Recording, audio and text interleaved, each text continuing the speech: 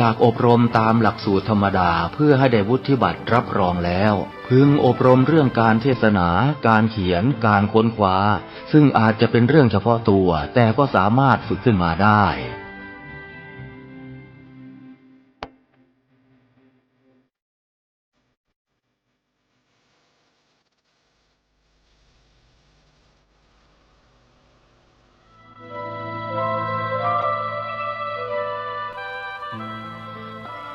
งานเผยแผ่พระพุทธศาสนาของไทยเราในขณะนี้อยู่ในลักษณะตั้งรับมากกว่ารุกไปข้างหน้ายุคแห่งการแข่งขันยุคแห่งการกล่าวอ้างเสรีภาพผู้เข้มแข็งจะชนะสุดท้ายจะครอบครอง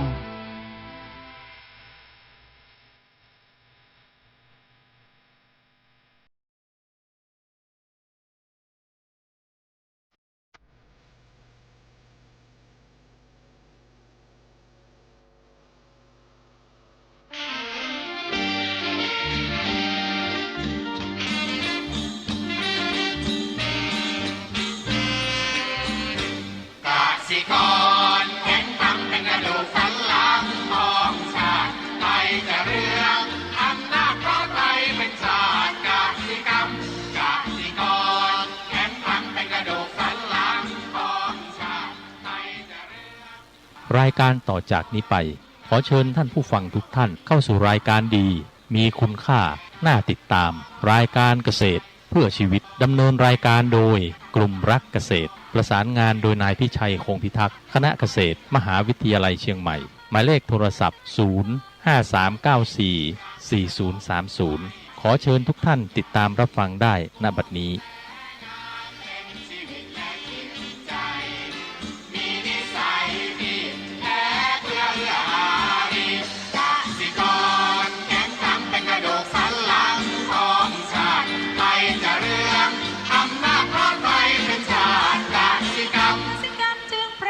เป็นหลักมันอาชีพสำคัญผู้ไทยที่ไรสีใครจะเก็บไทยจะแข็งแรงทวีสวัสดีครับท่านผู้ฟังพบกับรายการเกษตรเพื่อชีวิตสำหรับวันนี้เสนอเรื่องสถานการณ์การเกษตรและธุรกิจเกษตรก่อนเข้าสู่รายการก็มีธรรมะมาฝากท่านผู้ฟัง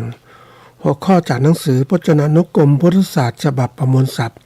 เรียบเรียงโดยเทพเวทีประยุทธ์โตมหาจุฬาลงกรณราชวิทยาลัยพิมพ์เผยแพร่ปี2533หัวข้อธรรมะวันนี้คือพระพุทธเจ้าคำว่าพระพุทธเจ้าแปลว่าพระผู้ตรัสรู้เองโดยชอบแล้วสอนผู้อื่นให้รู้ตามหรือแปลว่าท่านผู้รู้ดีรู้ชอบด้วยตนเองก่อนแล้วสอนประชุมชนให้ประพฤติชอบด้วยกายวาจาใจนะอันนี้คือพระพุทธเจ้าขยายความขยายความตามบทสวดมนต์นะท่านผู้ฟังก็เป็นสิ่งที่ต้องคิดนะเอาว่าพุทธานุสติพระพุทธเจ้านั้นพระองค์ใดเป็นผู้ไกลจากกิเลสเป็นผู้ตรัสรู้ชอบได้โดยพระองค์เองเป็นผู้ถึงพร้อมด้วยวิชาและจรณะเป็นผู้ไปแล้วด้วยดีเป็นผู้รู้โลกอย่างแจ่มแจ้งเป็นผู้สามารถฝึกบุรุษที่สมควรฝึกได้อย่างไม่มีใครยิ่งกว่าเป็นครูผู้สอนของเทวดาและมนุษย์ทั้งหลายเป็นผู้รู้ผู้ตื่นผู้เบิกบานด้วยธรรมเป็นผู้มีความจำเริญจำแนกธรรมสั่งสอนสัตว์นะพระผู้มีพระภาคเจ้าพระองค์ใดได้ทรงทำความดับทุกข์ให้แจ้งด้วยพระปัญญาอันยิ่งเองแล้วทรงสอนโลกนี้พร้อมทั้งเทวดามารพรหมและหมู่สัตว์พร้อมทั้งสมณะพราหมณ์พร้อมทั้งเทวดาและมนุษย์ให้รู้ตามพระผู้มีพระภาคเจ้าพระองค์ใดทรงแสดงธรรมแล้วไพเราะในเบื้องต้นไพเราะในท่ามกลางไพเราะในที่สุด ทรงประกาศพรหมจรรย์คือแบบแห่งการปฏิบัติอันประเสริฐบริสุทธิ์บริบูรณ์สิ้นเชิงพร้อมทั้งอัดคือคำอธิบายพร้อมทั้งพยัญชนะคือหัวข้อนะอันนี้คือเป็นพุทธคุณพุทธนะที่เราสวดกันเนี่ยนะก็เป็นสิ่งที่สำคัญแล้วเราก็จุดลงท้ายด้วยว่าข้าพเจ้าบูชาอย่างยิ่งเฉพาะพระผู้มีพระภาคเจ้าพระองค์นั้นข้าพเจ้านอบน้อมพระผู้มีพระเจ้าพระองค์นั้นด้วยเสียงกล้าวแล้วก็กราบลึกถึงพระคุณของพระเจ้าอันนี้ทุกคนคิดว่าในฐานะที่เป็นพุทธบริษัททุกคนก็ได้สวดกันทุกวันนะสวดกันในช่วงทำวัดเช้าทำวัดเย็นซึ่งการสวดนั้นเป็นการแสดงด้วยกายวาจาใจขึ้นมาแต่การที่จะเกิดประโยชน์สูงสุดก็คือการที่เรานั้นเลิกถึงนะพระพุทธเจ้าซึ่งบางทีก็บางคนก็บอกว่ามีตั้งแต่พระพุทธเจ้านะก็7 พระองค์5 พระองค์หรือ25 พระองค์แล้วแต่จะยกขึ้นมาสิ่งเหล่านี้นะคือเราเลิกถึงนะก็ทำให้เรานั้นได้ตระหนักนะในคุณความดีและการที่องค์ทรงสอนให้เราได้รู้ตามพร้อมทั้งอัดและพยัญชนะคือรายละเอียดหัวข้อต่างๆสิ่งสำคัญที่สุดถ้าเราจะได้ผลในการปฏิบัติก็คือว่าเราต้องทำอย่างจริงจังระลึกอย่างจริงจังให้มีเกิดแล้วก็สิ่งสำคัญสุดคือปฏิบัติตามให้ได้ผลตามที่พระองค์ทรงสอนไว้ซึ่งเป็นสิ่งสำคัญเราระลึกถึงพระธรรมพระพุทธนะก็เป็นสิ่งที่ควรจะต้องทำทุกวันก็ฝากไว้เป็นข้อคิดนะวันนี้จะมาพูดถึงเรื่องสำคัญเรื่องที่เกี่ยวข้องมากนะคือเรื่องของสถานการณ์การเกษตรและก็ธุรกิจเกษตรนะเป็นสิ่งที่สำคัญเราต้องเข้าใจความหมายความสำคัญหลักการวิธีการศึกษาสถานการณ์สิ่งแวดล้อมทางการเกษตรและธุรกิจเกษตรนะมันเป็นสิ่งที่รอบๆนี่แหละนะในความหมายแล้วเนี่ยเราต้องเข้าใจนะท่านผู้ฟังความหมายของตัวนี้ก็คือว่าสิ่งแวดล้อมทางการเกษตรและธุรกิจเกษตรหมายถึงปัจจัยรอบด้านที่มีผลต่อการผลิตการแปรรูปการตลาดและการจัดการทางการเกษตรซึ่งแบ่งออกเป็น2 กลุ่มด้วยกันนะคืออันที่1ก็คือกลุ่มแวดล้อมภายนอกนะภายนอกแล้วก็อันที่2กลุ่มแวดล้อมภายในเราต้องศึกษาละเอียดอย่างนี้ปัจจัยที่ควบคุมไม่ได้นะภายนอกเนี่ยก็คือด้านกายภาพดินน้ำอากาศภูมิอากาศต่างๆด้านเศรษฐกิจคือราคาสินค้าเกษตรต้นทุนการผลิตต่างๆด้านสังคมนะก็สังคมประชากรเราก็คุมไม่ได้มันก็ประชากรด้านเทคโนโลยีนะคือการนำความรู้ทางวิทยาศาสตร์มาใช้ในการปฏิบัติงานด้านการเมืองการปกครองกฎหมายต่างๆเช่นนโยบายของกระทรวงเกษตรและสหกรณ์นโยบายกระทรวงพาณิชย์มันเยอะแยะไปหมดเลยซึ่งเราต้องเข้าใจอันที่3การค้าของโลกเช่นกฎระเบียบขององค์การค้าโลกนี่เป็นยังไงอันนี้เป็นเพียงยกตัวอย่างหรือปัจจัยบางที่ควบคุมไม่ได้ให้ดูเป็นมันมีถ้าเราจะศึกษาก็คือง่ายๆก็คือว่าเศรษฐกิจสังคมการเมืองสิ่งแวดล้อมง่ายๆอย่างนี้นะที่มันเกี่ยวข้องถ้าลงละเอียดก็จะเป็นตามที่กล่าวไว้แล้วประการที่2ก็คือสิ่งแวดล้อมภายในนะเป็นสิ่งแวดล้อมที่เราควบคุมได้เช่นทรัพยากรที่ดินและทุนแรงงานความรู้และเทคโนโลยีและการจัดการฟาร์มธุรกิจต่างๆอันนี้เป็นสิ่งที่เราควบคุมได้จะควบคุมได้ก็ต่อเมื่อเรานั้นต้องมีความรู้อย่างเราทำการเกษตรเราก็รู้คร่าวๆของเราคือที่ดินทุนเรารู้แรงงานเรารู้คุมได้ทีนี้ตัวที่เราส่วนใหญ่เราก็บอกเรารู้คุมได้ แต่เราไม่ค่อยศึกษาอย่างจริงจัง เรื่องของความรู้และเทคโนโลยีต่างๆที่มันพัฒนาการต่างๆมันเปลี่ยนแปลงเราจะต้องศึกษามากขึ้นนะท่านผู้ฟังระบบการจัดการฟาร์มต่างๆธุรกิจต่างๆเนี่ยอย่างที่บอกว่าเราอยู่ในโลกของการจัดการฟาร์มการผลิตพืชและสัตว์ธุรกิจเนี่ยเราต้องรู้มากๆนะเราจะบอกว่าเราความรู้ของเราจบแค่นี้พอแล้วไม่ใช่มันพวกนี้มันเปลี่ยนตลอดเวลาและสิ่งที่เราด้อยที่สุดก็คือเรื่องของการติดตามความรู้ที่เปลี่ยนแปลงของโลกเนี่ยเราไม่ค่อยรู้แล้วก็เสร็จแล้วเราไม่รู้ปุ๊บเราก็ทำไปโดยการที่ว่ารู้เท่าไม่ถึงการรู้แล้วมันก็รู้เฉพาะเท่าที่รู้นั่นแหละแต่คำว่าการคือทั้งการเวลาการคือเหตุการณ์ต่างๆนะมันเปลี่ยนนะท่านผู้ฟังบางทีเราก็คาดหมายว่าเฮ้ยผลิตเนี่ยอย่างที่ผ่านมามีคนก็เล่าถึงสถานการณ์ของหอมหัวใหญ่มีการผลิตมะเขือเทศเขาพูดถึงมะเขือเทศผลิตมาเยอะแยะเลยเสร็จแล้วมันคือคาดการณ์ตอนสถานการณ์ตอนนั้นมันดีอะว่าผลิตจะได้ตลาดจะรองรับแต่ที่ไหนได้มาถึงเวลาปุ๊บเกษตรกรหลายคนก็ผลิตมาเหมือนกันเลยมะเขือเทศเต็มไปหมดเลยแล้วโรงงานก็รับไม่ไหวอ่ะเหมือนที่ดูในภาพของในประเทศจีนเขาผลิตแตงโมมากมายเลยมันแตงโมมันออกพร้อมๆกันท่านผู้ฟังปลูกก็ปลูกพร้อมกันออกพร้อมกันแล้วตลาดจะรองรับไหวไหมมันไม่ไหวอ่ะท่านผู้ฟังที่สุดก็เอาโมไปทิ้งคนไปตลาดก็ไม่คุ้มมะเขือเทศก็เช่นกันจริงมะเขือเทศนี่เอาไปทำน้ำมะเขือเทศตำอะไรต่างได้หมดเลยทำซอสมะเขือเทศเยอะแยะไปหมดแต่เพียงแต่ว่ามันเยอะเกินไปไม่เยอะมากเกินไปมันเกินความต้องการของตลาดขนาดนั้นเนี่ย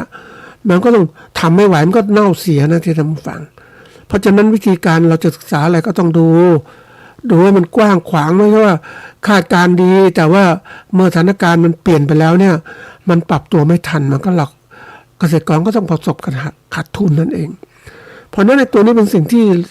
เราต้องศึกษาให้มากท่านผู้ฟังบางทีเราบอกว่าเราประกอบเกษตรเรารู้แล้ว เหมือนกับเจอเกษตรกรเนี่ยแหมมันก็อยู่ในวงการมานานนะท่านผู้ฟังเราอยู่นานวงการอุตสาหกรรมเกษตรชนิดนี้มานานแต่เจอเกษตรกรว่าเกษตรกรก็บอกโอ้ยผมอยู่วงการนี้มานานผมรู้นู่นรู้นี่รู้ไปหมดอะแต่รู้แล้วเพลินว่ามันรู้ไม่จริงก็รู้แล้วก็มีทิฏฐิมานะส่วนตัวว่าฉันเก่งฉันดีแต่ที่ไหนได้เก่งดีมันผิดทางนะท่านผู้ฟังไอ้ตัวนี้มันตัวสำคัญมากอะทิฏฐิมานะเนี่ยถือตนว่าเก่งว่าดีแต่ความจริงแล้วมันผิดเก่งแล้วดีมันผิดทางอ่ะมันไม่ถูกทางคนเราต้องยอมรับสถานการณ์แล้วศึกษาตลอดเวลาอย่าไปถือว่าเราเก่งเพราะสถานการณ์มันเปลี่ยนนะท่านผู้ฟังความรู้ที่เราเคยคิดว่าเราเก่งเนี่ยมันเก่งเมื่อ10 ปีที่แล้วอ่ะหรือ20 ปีที่แล้ววันนี้มันไม่ใช่ละจริงอยู่ความรู้พื้นฐานมันเหมือนกันแต่ว่าสิ่งที่เปลี่ยนแปลงมันเปลี่ยนตลอดเพราะฉะนั้นการที่เราจะยึดว่ามันเก่งจริงมันไม่ได้เพราะสถานการณ์อย่างนี้ยังแต่แบบก็ตามถ้าเรายังไม่ถึงแก่นแท้ของความเป็นจริงนะอย่าคิดว่าเรารู้จริงนะท่านผู้ฟังเรายังไม่ถึงเรายังไม่ใช่พุทธเจ้า เราต้องศึกษาสถานการณ์เก่งมันจริงนะเหมือนคนที่นึกถึงพวกที่เรียนเก่งมากเลยเมื่อ20 ปีที่แล้วไอ้ความภาคภูมิใจยังเก่งแต่ลืมว่ามันมาถึงวันนี้โลกมันเปลี่ยนนะวิชาการเนื้อหาก็เปลี่ยนแล้วก็เปลี่ยนไปหมดเลยฮะแล้วมันมีเนื้อหามากขึ้นแล้วเราจะภูมิใจว่าเราเก่งช่วงนั้นเรามาเก่งมันไม่ได้มันเปลี่ยนไปหมดแล้วอ่ะอย่างทฤษฎีที่พิสูจน์ยอมรับแล้วนะก็กลายเป็นกฎเกณฑ์ที่จะเอามาใช้ในการปฏิบัติแต่เมื่อวันเวลาเปลี่ยนไปอีกกฎเหล่านี้ก็เปลี่ยนไปอีกอ่ะเพราะทุกอย่างไม่แน่นอนตายตัวใช่ไหมมันเป็นไปตามลักษณะไตรลักษณ์อนิจจังทุกขังอนัตตาเป็นอย่างนี้เราก็เข้าใจ แต่เราจะยึดว่า เมื่อมันดีอย่างนู้นนี้มันไม่ใช่มันเปลี่ยนนะท่านผู้ฟังเพราะฉะนั้นเราศึกษาเนี่ยเขาจึงมีคำหนึ่งบอกว่าจงเรียนรู้อย่างต่อเนื่องอย่าหยุดเด็ดขาดเพราะว่าตราบใดก็ตามเราอยู่บนโลกเนี่ยมันเปลี่ยนแปลงอยู่แล้วเราต้องศึกษาหาความรู้อยู่ตลอดเวลาเราจึงจะอยู่รอดบนโลกนี้แต่ถ้าเรายึดมั่นถือมั่นในสิ่งที่เป็นอยู่นู้นแล้วมาอยู่โลกนี้มันอยู่ไม่ได้อะเหมือนคนที่นึกถึงก่อนก็มีคนเขาเรียกมีโทรศัพท์นะโทรศัพท์แบบกดปุ่มกลุ่มหนึ่งก็บอกว่านิยมโทรศัพท์แบบกดปุ่มว่ามันดีมันสะดวกสบายแต่ปัจจุบันก็เลยระบบโทรศัพท์ไม่กดปุ่มมันเป็นสมาร์ทโฟนนะมันรวดเร็วทันสมัย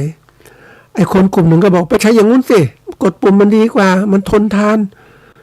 นะแต่รุ่นใหม่ๆมันก็ทนทานเห็นไหมแต่มันทันสมัยไหมเพราะนั้นเราเข้าสู่โลกของสมัยใหม่แล้วก็ทันสมัยเราต้องศึกษาไม่ใช่ยึดถืออย่างเดิมๆอยู่เนี่ยมันไปไม่ได้หรอกของเก่ามันต้องเปลี่ยนแปลงนะท่านผู้ฟังระบบการบ้านการเมืองก็ต้องเปลี่ยนนะนี่ความสำคัญของการศึกษาสิ่งแวดล้อมเนี่ยทางการเกษตรมีความสำคัญเพราะว่ามันช่วยวางแผนการผลิตนะผลิตไปเนี่ยถ้าเรา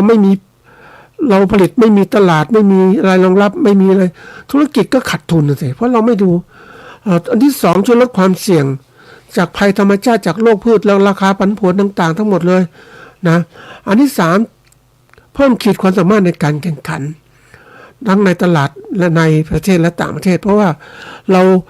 ศึกษาสถานการณ์มันทำให้เรานั้นเข้าใจสถานการณ์แล้วก็ปรับตัวเข้าสถานการณ์แล้วก็อยู่รอดได้สบายอันที่สี่สนับสนุนการพัฒนาอย่างยั่งยืนเช่นแนวคิดองค์การอาหารและ FAO ต่างๆที่เน้นความมั่นคงอาหารต้องศึกษามันให้ความสำคัญมันไม่ใช่ว่าเฮ้ยไม่สนใจโลกจะเป็นไงฉันจะทำอย่างนี้ของฉันมันอยู่ไม่ได้หรอกท่านผู้ฟังอันที่ห้าก็คือช่วยกำหนดนโยบายกลยุทธ์ธุรกิจเกษตรนโยบายคือสิ่งที่หมดขึ้นว่าจะทำอะไรไม่ทำเรากำหนดไว้ได้เหมาะกับสถานการณ์ต่างๆนะแล้วก็มันเป็นสิ่งสำคัญที่สุดคือเรื่องตรงเนี้ยเราต้องให้ความสำคัญแต่ที่ผ่านมาเนี่ยเกษตรกรหลายคนมองข้ามไปเลยไม่สนใจว่าจะต้องมีศึกษาสถานการณ์สิ่งแวดล้อมไม่สนใจฉันจะทำฉันจะปลูกฉันจะอะไรสำคัญแล้วปลูกแล้วถามว่ามันขายไม่ได้ทำไงอย่างเกษตรกรชาวไร่ชาวนาเนี่ยก็แน่นอนถึงเวลาก็จะปลูกข้าวแล้วไม่ศึกษาสถานการณ์ข้าวตรงโลกเป็นยังไงใช่ไหมมันปลูกมาแล้วขายก็ไม่ได้ราคาข้าวโพดเหมือนกันเนี่ยข้าวโพดหลายปีที่ผ่านมาเนี่ยมันคือปลูกเราไปปลูกทำลายป่าไม้แล้วปลูกข้าวโพดมันปลูกง่ายเนี่ยแล้วก็เก็บข้าวโพดมาแล้วก็เอาข้าวโพดมาขายนะราคาก็ได้ไม่มากเท่าไหร่เพราะว่าถ้าเราไม่ศึกษาตลาดใช่ไหมระบบเกษตรระบบการเข้าระบบทำไร่เดี๋ยวนี้ก็ทันสมัยนะท่านผู้ฟังอย่าง คือชาวไร่เนี่ยครับปลูกข้าวโพดบนดอยเวลานั้นก็เก็บมาต้นทุนผลิตมันสูงนะแต่เขาไม่คิดค่าแรงตัวเองแต่ระบบชาวไร่ที่เขาเป็นมืออาชีพอย่างลพบุรีอย่างเงี้ยสระบุรีเงี้ยเขาปลูกข้าวโพดนะปลูกข้าวโพดแล้วเขาใช้เครื่องจักรเขาช่วย เครื่องจักรมันใช่มันต้นทุนมันสูงมันฟิกคอสมันสูงแต่ว่าเลเบลคอสคือต้นทุนผันแปรมันค่อยๆลดลงมันค่าน้ำมันอย่างเดียวเนี่ยค่าใช้จ่ายค่าแรงงานมันทำงานได้มากกว่าก็นี่แหละคือเขาใช้เครื่องจักรมาใช้ในการเกษตร มันก็ช่วยลดต้นทุนแล้วก็สร้างความมั่นคงในการเกษตรเห็นไหมนี่คือตัวอย่างละเพราะฉะนั้นอย่างที่บอกว่าคนบางคนพูดถึงว่าต้นทุนการผลิตมันสูงผลิตด้วยเทคโนโลยีสมัยใหม่มันต้นทุนผลิตมันสูงนะใช่มันสูงตอนลงต้นนั่นแหละแต่ว่าระยะยาวมันถูกเพราะเครื่องจักรมันแทนได้เพราะนั้นเดี๋ยวนี้คนนึงบอกว่าเขาลงทุนด้วยเครื่องจักรเยอะแยะไปหมดทำการเกษตรด้วยเครื่องจักรเขาเรียกเกษตรแบบอุตสาหกรรมคนบางคนบอกมองว่าอุตสาหกรรมใช้เครื่องไม้เครื่องมือทันสมัยมาช่วยนู่นช่วยนี่นะมันแพงเราก็ใช้แบบเก่าดีกว่าใช้แรงงานแต่เมื่อเทียบระยะยาวแล้วเนี่ย แน่นอนว่าใช้เครื่องจักรเข้ามาช่วยต้นทุนการผลิตต่อหน่วยมันต่ำอย่างที่เขาผลิตกันสินค้าจีนท่านผู้ฟังคงรู้ว่าต้นทุนการผลิตต่อหน่วยมันต่ำมากๆเลยเขาทำจำนวนมากอะแรงงานก็คอมมูนต่างๆช่วยกันเพราะนั้นขายก็ทำไรสามารถขายได้ถูกได้เยอะแยะเลยแล้วเขามากินกำไรตอนหลังใช่ไหมนี่คือการใช้เครื่องจักรนั่นแหละต้องบอกว่าคนเราบางทีไม่เข้าใจเรื่องโลกเกษตรที่มันเปลี่ยนแปลงไปเกษตรแบบธรรมชาตินะเป็นเกษตรอุตสาหกรรมนะธรรมชาติมันได้ผลิตเท่านี้ขยายอะไรก็ไม่ได้เพราะมันไม่มีเครื่องเขาเลยไม่ใช้วิชาการที่ทันสมัยอย่างตัวอย่างเช่นเรามีพื้นที่ทำการเลี้ยงสัตว์นะสมมติ2 ไร่มูลนั้น2 ไร่เราเลี้ยงแบบเดิมเราก็ได้ใช้อะไรก็พื้นที่ก็2 ไร่นั่นแหละนะแต่เลี้ยงแบบใหม่เราก็ยกคอกสัตว์ขึ้นสูงขึ้นอาจจะ2 ชั้น3 ชั้น4 ชั้นแล้วแต่เพราะนั้นพื้นที่2 ไร่ก็สามารถเป็นเท่าไหร่ถ้า3 ชั้นก็ไร่การเลี้ยงไก่ก็มากขึ้นใช่ไหมดูแลจัดการง่ายอยู่ในที่เดียวกันคุมให้ดีในระบบที่ทันสมัยมันก็สบายใช่ไหมเราใช้แรงงานก็ไม่มากแต่ก่อนเลี้ยงแบบชาวบ้านจับกว่าจะเลี้ยงโอ้ไก่มันเยอะไปหมดอ่ะนะเราต้องสัมผัสกับไก่ยุคใหม่ๆนี่ถ้าเลี้ยงไก่ปุ๊บก็อยู่ในกรงอยู่ในที่คับแคบมันไปไหนไม่ได้ก็กินยืนแล้วก็โตเร็วอ่ะท่านผู้ฟังโตเร็วเพราะว่ามันไม่ได้เคลื่อนที่อยู่นั้นพอแล้วเห็นไหมประหยัดอาหารใช่ไหมการเลี้ยงสัตว์แบบปล่อยการเลี้ยงสัตว์อยู่ในกรงอย่างเนี้ยมันเป็นอุตสาหกรรมท่านผู้ฟังเราเห็นนั่นเนี่ยแหละเราต้องให้ความรู้ตรงนี้เพราะนั้นเราศึกษาสถานการณ์เนี่ยเราเห็นว่าคู่แข่งเราเป็นไงบ้างเขาผลิตแบบไหนอย่างไรเราจะผลิตแบบเดิมๆมาอยู่ได้ไหมไม่ได้ท่านผู้ฟังโลกมันเปลี่ยนเดี๋ยวนี้มันเปลี่ยนหมดเลยสถานการณ์ต่างๆสถานการณ์การเกษตรและธุรกิจเกษตรเปลี่ยนไปหมดเลยแล้วมันช่วงหลังๆมันเปลี่ยนแปลงเร็วเนี่ยถ้าเราไม่ปรับตัวนะท่านผู้ฟังยอมรับเราไม่ปรับตัวเนี่ยมันไปไม่ได้แล้วตัวอย่างเช่นเดี๋ยวนี้นะเราผลิตสินค้าเกษตรของเราเนี่ยเราผลิตขายอย่างเอาง่ายๆท่านผู้ฟังผลิตไก่แล้วก็เอาไก่ผลิตแบบบ้านของเราปล่อยไก่ปล่อยนะเดี๋ยวนี้พอระบบแบบใหม่มันมาแล้ว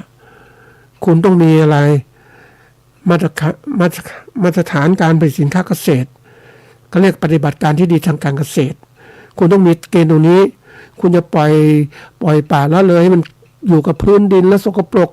เชื้อโรคขึ้นต่างๆไม่มีมาตรฐานไม่มีการปฏิบัติการที่ดีทางการเกษตรปุ๊บคุณก็ผลิตไปได้แล้วตัวควบคุมมาตรฐานสินค้าเกษตรอีกโอ้โหสินค้าที่ผลิตออกมาเนี่ยสะอาดปลอดภัยไหมนะเข้าเกณฑ์อุตสาหกรรมไหมถ้าคุณไม่เข้าคุณก็ขายไม่ได้ขายตลาดไม่ได้ตลาดไม่รองรับเหมือนตัวอย่างในกอเลี้ยงไก่แบบเดิมจะเอาไก่ไปเข้าขึ้นห้างได้ไหมขึ้นในห้างสรรพสินค้าที่มันไม่ได้เพราะว่าพวกนั้นเขาจะมีกฎระเบียบเขาจะซื้อไก่ซื้ออะไรต่างๆต้องสะอาดปลอดภัยมีการดูแลจัดการให้มันเหมาะสมสุขภาพสัตว์เป็นยังไงโอ้มันคุ้มหมดนะท่านผู้ฟังเราต้องศึกษามากขึ้นเนี่ยถามว่ามันต้องเปลี่ยนเนี่ยการศึกษาสถานการณ์สภาวะต่างๆพวกมันเปลี่ยนนะท่านผู้ฟังทีนี้มาคุณศึกษาสภาพสถานการณ์สิ่งแวดล้อมนะสิ่งแวดล้อมภายนอกภายในนะมันมีการศึกษาทั้งระบบเพราะว่ามันการวิเคราะห์เชิงระบบเนี่ยมันตัวสำคัญคือมองการเกษตรที่เป็นระบบที่เชื่อมโยงกันตั้งแต่การผลิตแปรรูปตลาดและสู่ผู้บริโภคมันเชื่อมโยงอย่างนี้นะมันเปลี่ยนแปลงมากจริงๆเลยยอมรับว่า10 กว่าปีที่ผ่านมามันเปลี่ยนแปลงเร็ว10 ปีก่อนนู้นนะมันเปลี่ยนแปลงก็ช้าเมื่อ10 ปีถอยหลังไปเนี่ยโหมันเปลี่ยนแปลงเร็วมากเลยเพราะอะไรก็เพราะโลกมันเปลี่ยนวิชาการต่างๆมันเปลี่ยนคนก็เปลี่ยนเลยก็เปลี่ยนคนจะกินอาหารที่สะอาดและระบบต่างๆมันครอบคลุมมันสร้างมนุษย์เนี่ย สร้างกฎระเบียบที่มันควบคุมให้มันดีขึ้นกว่าเดิมถ้าคุณไม่รู้เนี่ยมันก็ล้ำช้าแล้วอ่ะเดี๋ยวนี้ต้องรู้โอ้โหมันอะไรขนาดนี้นะอันเนี้ยมองดูเป็นระบบแล้วคิดเป็นระบบคิดเป็นวิเคราะห์เป็นด้านนะด้านอะไรบ้างด้านของการเมืองเศรษฐกิจสังคมที่ยึดสิ่งแวดล้อมและกฎหมายนะจุดอ่อนจุดแข็งกัดทีละตัวก็มันศึกษาได้เลยท่านผู้ฟังอันนี้ศึกษาปัจจัยรอบด้าน อันดับการศึกษาหลักการความยั่งยืนคำนึงผลกระทบระยะยาวต่อทรัพยากรธรรมชาติชุมชนต่างๆเดี๋ยวนี้มีการศึกษามากนะท่านผู้ฟังตอนแรกๆก็ไม่คิดอะไรนะมันแต่เดี๋ยวนี้มันมีหมดเลยยังนึกถึงว่าทำไมอย่างเลี้ยงหมูเนี่ยก่อนเราก็เลี้ยงกันได้นะในชุมชนนะเดี๋ยวนี้ไม่ได้ละชุมชนนั้นต้องมีคนจะเลี้ยงหมูต้องมีโรงเรือนที่ทันสมัยเรื่องน้ำเสียชุมชนต้องเลี้ยงออกนอกชุมชนเพราะก่อมลภาวะเกิดขึ้นกินมลพิษที่เกิดขึ้นมาน้ำเสียต่างๆในชุมชนโอ้โหมันมีกฎระเบียบยุบยับไปหมดเลยเพราะนั้นเกษตรกรรายย่อยๆอยู่ไม่ได้เพราะว่าคุณต้องดูแลจัดการหมดเลยเพราะนั้นการผลิตก็ต้องเป็นระบบที่ทันสมัยนั้นเรียกว่าเป็นอุตสาหกรรมนะอันนี้เป็นสำคัญมากแล้วก็อันนี้หลักการความยั่งยืนหลักการใช้ข้อมูลเชิงประจักษ์เดี๋ยวใช้ข้อมูลจริงจากหน่วยงานเช่นสำนักงานเศรษฐกิจสำนักงานเศรษฐกิจแห่งชาติมาควบคุมหมดเลยมาจัดการทีนี้วิธีการศึกษานะเราศึกษาสิ่งแวดล้อมก็มีวิธีการศึกษาใช่ไหม การศึกษาทุกอย่างนะการเก็บข้อมูลการผลิตการธุรกิจเกษตรก็ต้องมีเก็บข้อมูลปฐมภูมิทุติยภูมิปฐมภูมิคือสำรวจด้วยการสำรวจสัมภาษณ์จากเกษตรกรต่างๆนะที่เราไปทำเก็บข้อมูลก็เก็บอย่างนี้นะอันนี้เป็นแบบปฐมภูมิเราต้องทำเองทุติยภูมิเนี่ยเป็นข้อมูลเอาเก็บข้อมูลทางสถิติงานวิจัยต่างๆที่เขาทำมาแล้วเราก็ได้ข้อมูลมาเอามาศึกษาหรือผลงานวิจัยที่เขาเขียนมาเนี่ย เราก็ต้องศึกษา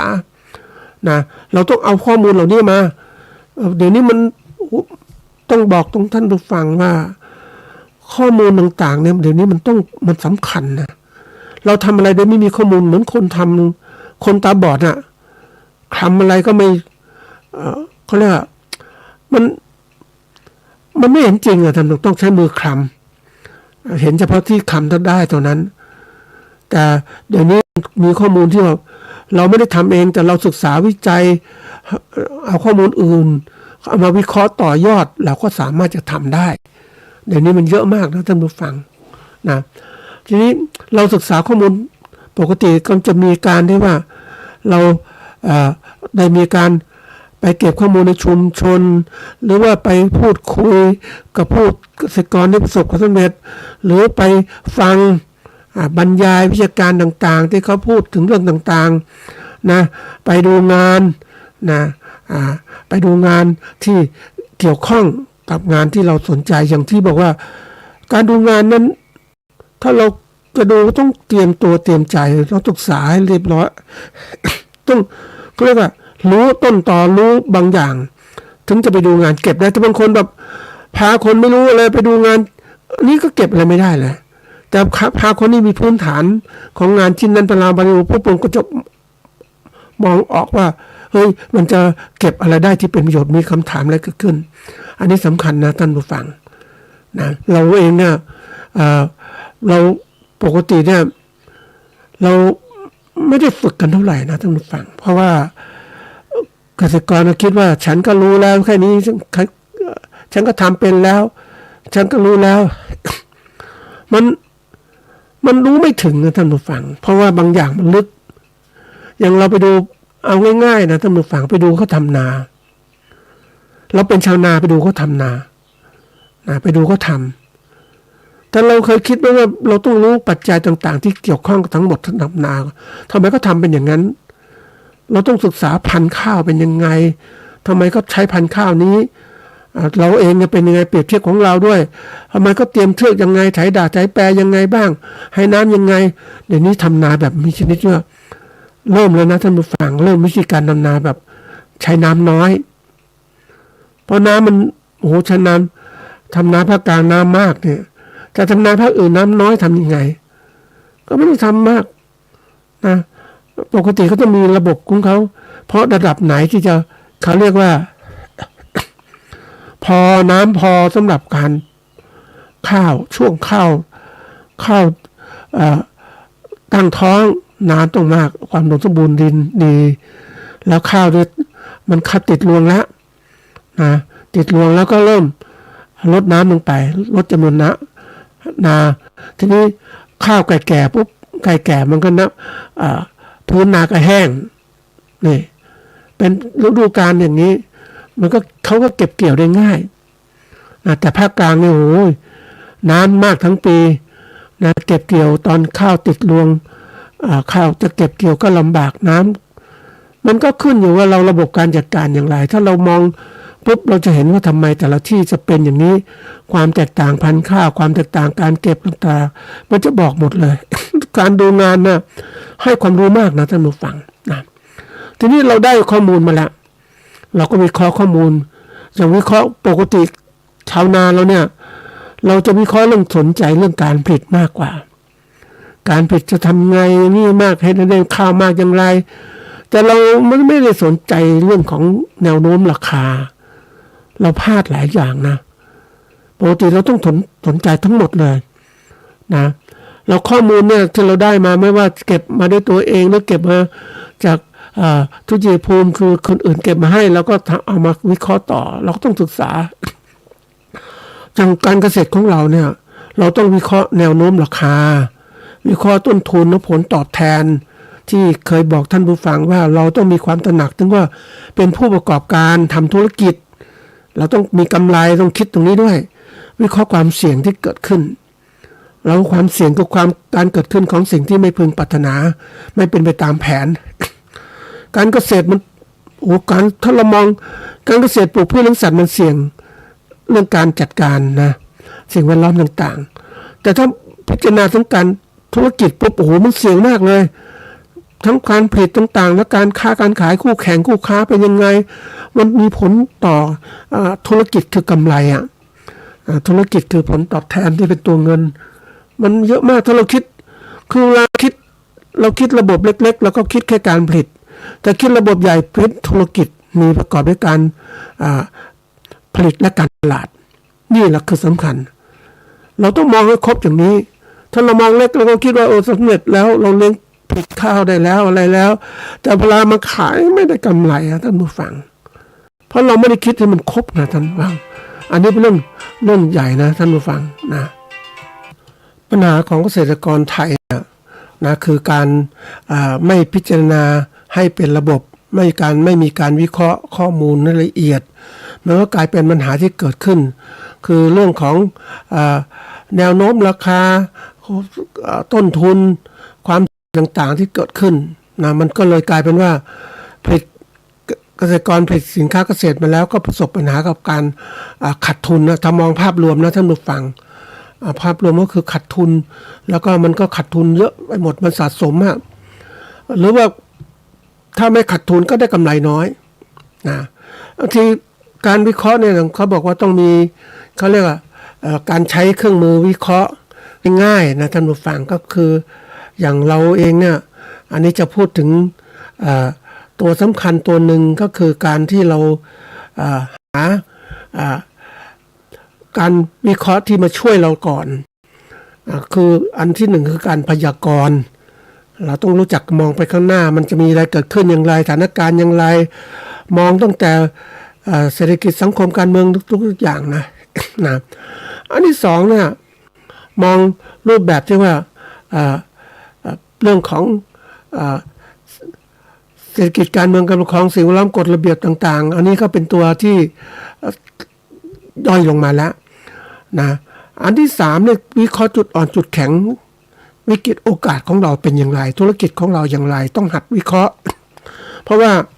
เราจะทำอะไรธุรกิจแล้วแต่เนี่ยเราไม่วิเคราะห์เนี่ยมันก็จะผ่านไปมันก็เหมือนกับว่าทำอะไรด้วยความมืดบอดไม่เห็นข้อมูลที่เป็นจริงเวลาทำไปแล้ววันหนึ่งก็พบความเป็นจริงปุ๊บก็ประสบปัญหาคือเกิดการขาดทุนเกิดขึ้นนะอันนี้ตัวสำคัญเลย การประเมินตัวที่เขาเรียกผลกระทบต่อสิ่งแวดล้อมส่วนใหญ่เนี่ยเวลาเราทำธุรกิจเราก็มองว่าเราก็หวังผลคือผลที่เกิดขึ้นนะว่ามันเป็นอย่างไรนะทีนี้ผลที่เกิดขึ้นเหล่านี้นะมันต้องดูว่า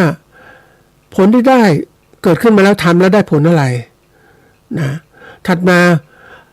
ผลกระทบที่เกิดขึ้นนะเป็นผลที่กระทบที่เกิดขึ้นในระยะยาวด้วยนะก็เรียก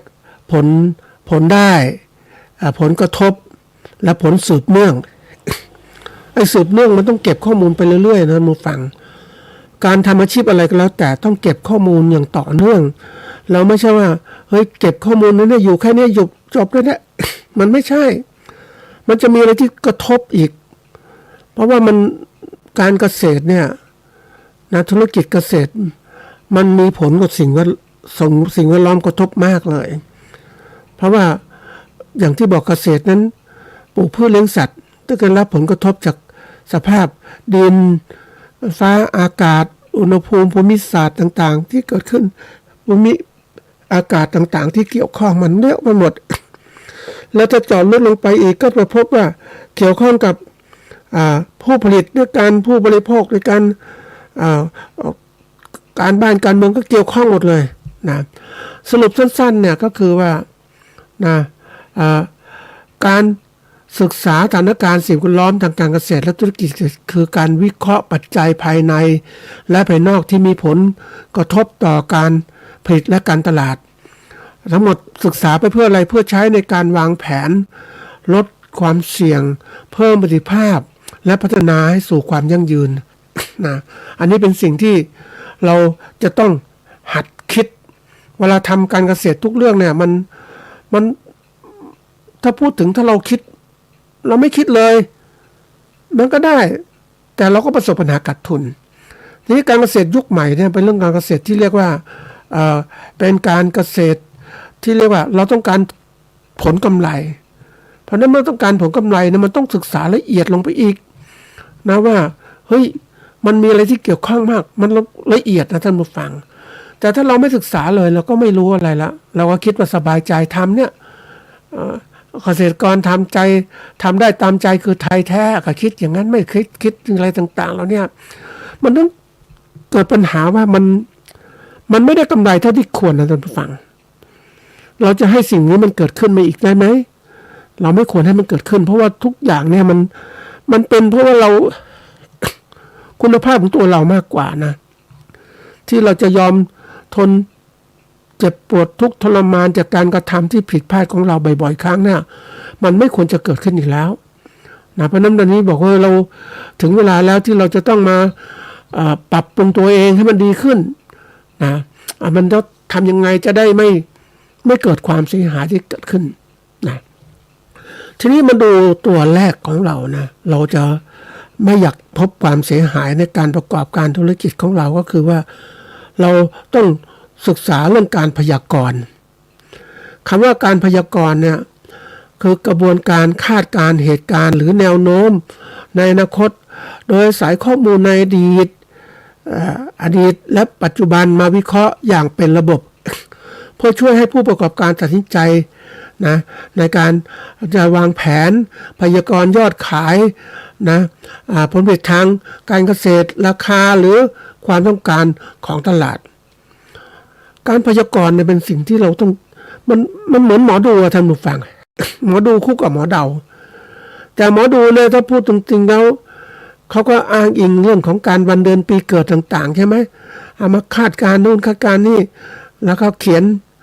มันก็เป็นบางอย่างมันก็ถ้าเก็บข้อมูลสถิติไว้นานๆมันก็จะเป็นจริงได้บางอย่างสมมุติว่า เรามองหน้าตาคนหมอดูมันก็มีหมอดูทายวันเดือนปีเกิดประเภทอย่างนั้นหมอดูพวกประเภทที่เรียกว่า ทายดูหน้าดูตาดูอะไรต่างๆไอ้พวกดูหน้าดูตาเนี่ยมันหมอดูฮวงจุ้ยก็เหมือนกันดูตำแหน่งที่ตั้งต่างทั้งหมดก็เก็บสถิติมาเป็นพื้นฐานเมื่อคนศึกษาปุ๊บจะเฮ้ยมันเป็นไปได้ ที่หมอดูลึกเข้าไปอีกก็เรื่องดูโง่เฮงดูอะไรต่างเข้าไปอีกมันก็จะเป็นได้เหมือนกันหน้าตาคนมันก็บอกได้นะมันก็จะเห็นได้มันขึ้นอยู่ความสามารถของการดูทีนี้ในเรื่องของกระบวนการวิทยาศาสตร์เขาก็ไม่ค่อยเชื่อเขาเพียงแต่ว่าถ้าคนที่ศึกษาต้องเขาเรียกต้องใช้หลายตัวนะท่านผู้ฟังนะอย่างเคยไปได้ฟังคนที่เขาอันนี้เขาเรียกพวกที่เป็นนักในทุนใหญ่นะในทุนใหญ่ที่เป็นคนรุ่นเก่าเขาก็ใช้ทั้งหลายอย่างเลยใช้ข้อมูลทางปัจจุบันข้อมูลทางวิทยาศาสตร์แล้วก็ใช้หมอดูเข้ามาช่วยหมอดูที่สินแสที่เขาเริ่มสายศรัทธาเขามองเห็นต่างๆเอามาดูประกอบมองเห็นปุ๊บก็ช่วยในการทำนายคนได้อย่างนี้เนี่ยคือเขาใช้หลายตัวมากเขาไม่ใช่ใช้ตัวใดตัวหนึ่ง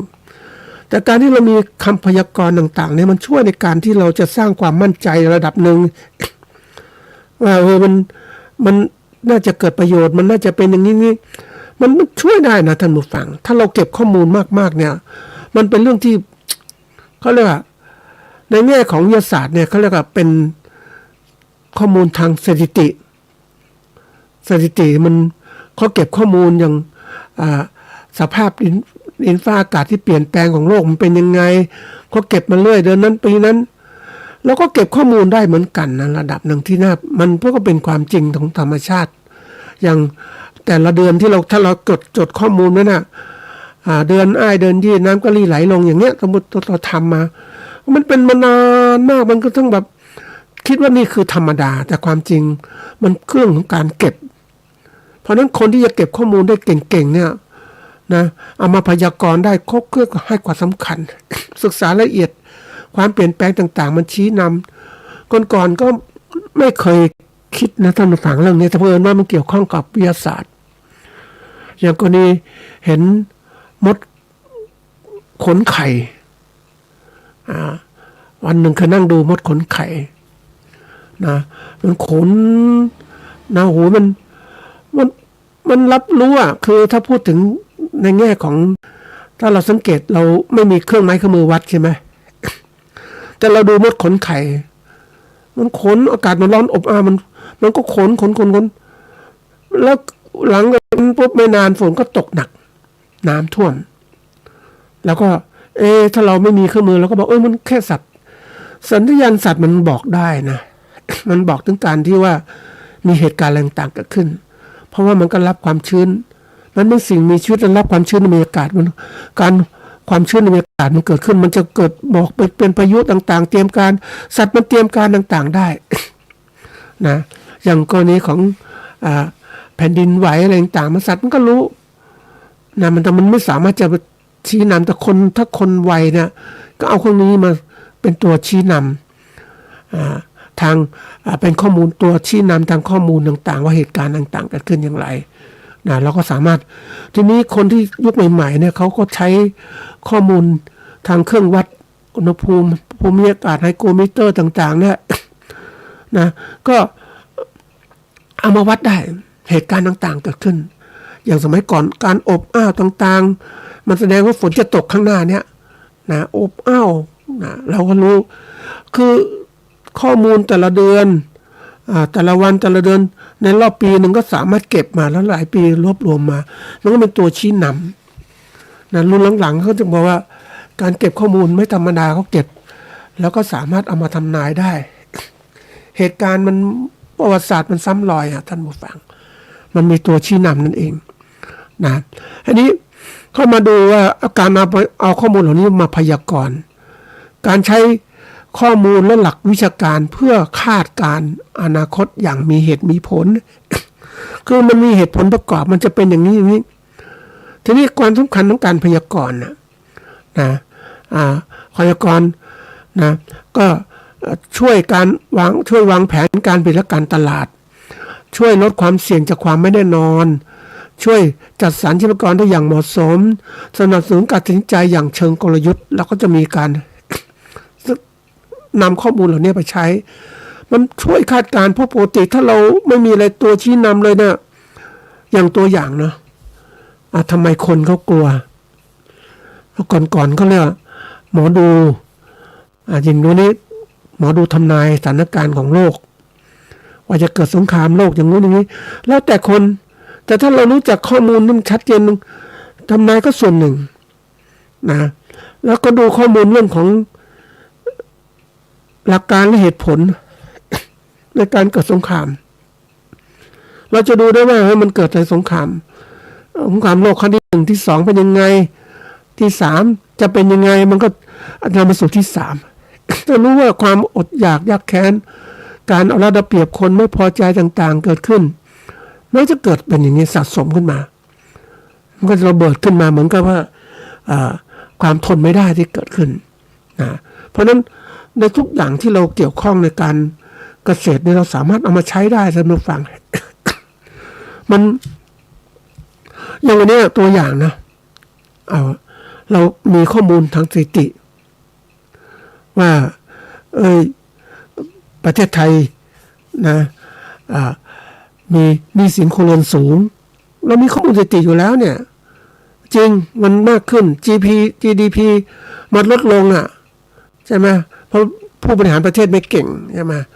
แล้วก็เราก็บริหารเศรษฐกิจก็ไม่เก่งนะเรามุ่งมองเอาเฉพาะเศรษฐกิจพวกของสินค้าอุตสาหกรรมส่งออกนะอันเนี้ยการท่องเที่ยวเราไม่ได้มองถึงว่าเฮ้ยสินค้าเกษตรอุตสาหกรรมเกษตรอาหารต่างๆที่เกี่ยวข้องเนี่ยเราต้องมีการจัดการไม่ใช่ปล่อยปละละเลย